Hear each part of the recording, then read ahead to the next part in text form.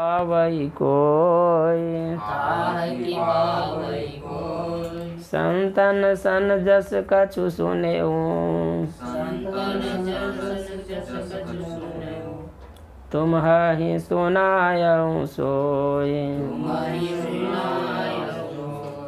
राम अमित गुण सागर ताकि पावई कोय संतन सन जस कछु सुनेऊ तुम ही सुनायऊ सोय।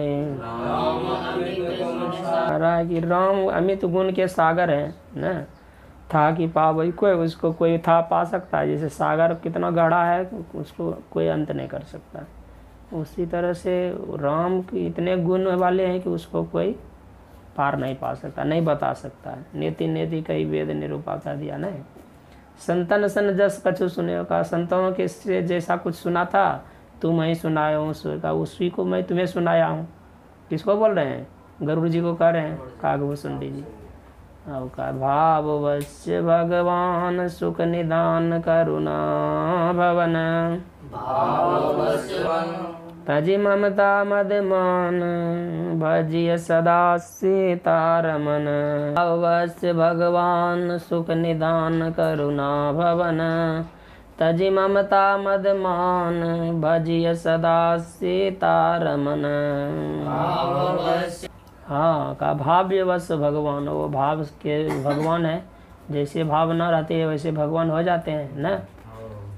जिनकी रही भावना जैसी प्रभु मूर्ति देखी थी न तैसी। का सुख निधान, वो का सुख का क्या है? निधान खजाना है। और करुणा के क्या है? भवन घर हैं। इसीलिए क्या करना चाहिए? ऐसे गुण से संपन्न जो भगवान है उसको तजी ममता मदमान कर, ममता को, अहंकार को, प्रतिष्ठा को, मान मतलब प्रतिष्ठा है, मद अहंकार है का, ये सबको छोड़ करके क्या करना चाहिए? भजिए सदा सीतारमन, सीतारमन भगवान राम है, उसका भजन करना चाहिए। अब फिर प्रश्न कर रहे हैं गरुड़ जी नहीं कागभूषण जी से, क्या क्या प्रश्न है तो इसमें दिया हुआ है। पहले ये कर रहे हैं बिनु गुरु बिनु, गरुड़ जी बोल रहे हैं, गुरु बिन भव निधि तरई न कोई। उतना ऊपर का के वो ये हो गया है, अपना वाणी को विराम दे दिए। कौन? कागभूषण जी। अब उस पर आप आगे प्रश्न कर रहे हैं कितना ज्ञानी है, उसके पूछ रहा है कि ऐसे ज्ञान तुमको कहाँ मिला, नहीं ये कौवा शरीर भी तुमको कैसे मिल गया?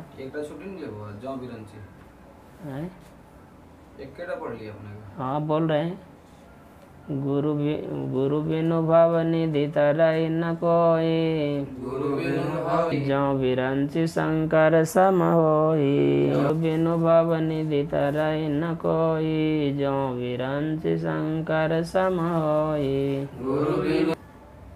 हाँ का बिना गुरु के कोई ब्रह्मा विष्णु महेश के समान भी सामर्थ्यशाली हो तो भी उस भव सागर से पार नहीं हो सकते हैं, समझे? इसीलिए गुरु सबको चाहिए, गुरु के बिना किसी का कल्याण नहीं होता है। अब यहाँ पर क्या है, गरुड़ जी कागभूषण जी से प्रश्न किया कि इतना ज्ञान आपको प्राप्त हुआ है तो आप ये कौवा का शरीर कैसे पालिए, और रामचरित को कहाँ सुने न? और वहाँ पहले आया तासु नाश कल्पांत न होई न, पहले जहाँ वसी हरि ही भजई जिमि कागा, वो नहीं क्या कहा? तेहि गिरि रुचिर बसई खग सोई तासु नाश कल्पांत न। तेहि गिरि का हे उमा, जिस गिरि पे वो रह करके बस करता था भजन, वो कल्प के अंत में भी नाश नहीं होता है। उसी को ये पूछ रहा है ये कौन? गरुड़ जी कि आपका नाश नहीं सुना जाता, ऐसा कैसे हो सकता है? तो करा नाथ सुना मैं अस शिव पाहे, महाप्रलय हो नाश तब नाहे। नाथ सुना मैं अस शिव पाए, महाप्रलय हो नाश।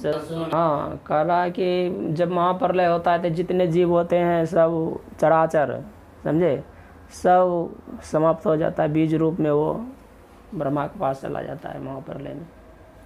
चराचर सब समाप्त हो जाता है। नित्य और नैमित्तिक प्रलय तो रोज होते रहता है, समझे।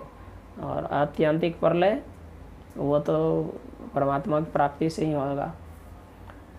तो कह रहा है कि महाप्रलय में तो सबका नाश हो जाता है, तो ऐसा सुना है कि आपका नाश नहीं होता है। मैंने शिव जी से ये बात सुनी। अब मुधा वचन ईश्वर नहीं कही, सो मोरे मन संशय आई। मुधा वचन ईश्वर नहीं कही, सो मोरे मन संशय आई। करा मुधा वचन मिथ्या वचन ईश्वर नहीं कहे। शिव जी क्या ईश्वर के समान है, वो मिथ्या वचन कैसे कह सकते हैं? नहीं कह सकते हैं। फिर भी मोरे मन संशय, मेरे मन में संशय हो रहा है। एक तो शिव जी झूठ नहीं बोल सकते हैं और ऊपर से आपका नाश नहीं होता है, ये बड़ा संशय की बात है। क्यों संशय है? तो उस पर और वो कह रहा है, स्पष्ट कर रहा है।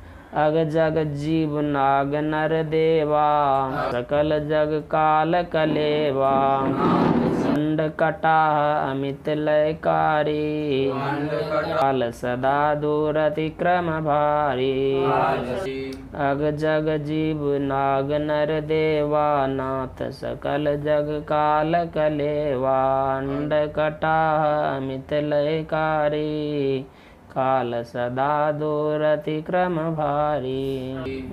कराए जग में जो भी अग है, अग मतलब स्थान है, जग अग जितना है, जग में जितने स्थान हैं और जीव है, जितने जीव हैं, नाग नर और देव आदि जितने हैं, सा का हे नाथ को संबोधन कर रहा है गरुड़ जी के, हे नाथ सकल जग काल कलेवा। वो सब तो काल का भोजन है। कलेवा मतलब क्या हुआ? भोजन हो गया। अंड कटा अमित लयकारी, काल सदा दूर अतिक्रम भारी। करा वो बड़ा कठिन काल दुस्तर जो काल है वो बड़ा बली है। वो सब क्या करता है? सबको, सभी ब्रह्मांड को, अंड कटा जितने हैं अनेकों ब्रह्मांड को क्या करता है? अपने में लय कर देता है, सबको नाश कर देता है। फिर आपका नाश नहीं होता है, ऐसा वो कहते हैं। कौन कहते हैं? शिव जी बोले। गरुड़ की ये बात सुनकर काकभूषणी बोले, हे गरुड़, मैं कहता हूँ, मैं कथा कहता हूँ, आप उसे मन लगा कर सुनिए। अब उस पर प्रसंग पर वो बोल रहा है। जप तप मख सम दम व्रत दाना, सब कर विरति विवेक जोग विज्ञाना। हाँ, नहीं कैसे नाश नहीं करता आपका, उसी पर ये बोल रहे हैं। जप तप मख सम दम व्रत दाना, विरति विवेक जोग विज्ञाना। सब कर फल रघुपति पद प्रेमा, न पावई क्षेमा। सब कर फल रघुपति पद प्रेमा, तेहि बिनु को न पावई क्षेमा।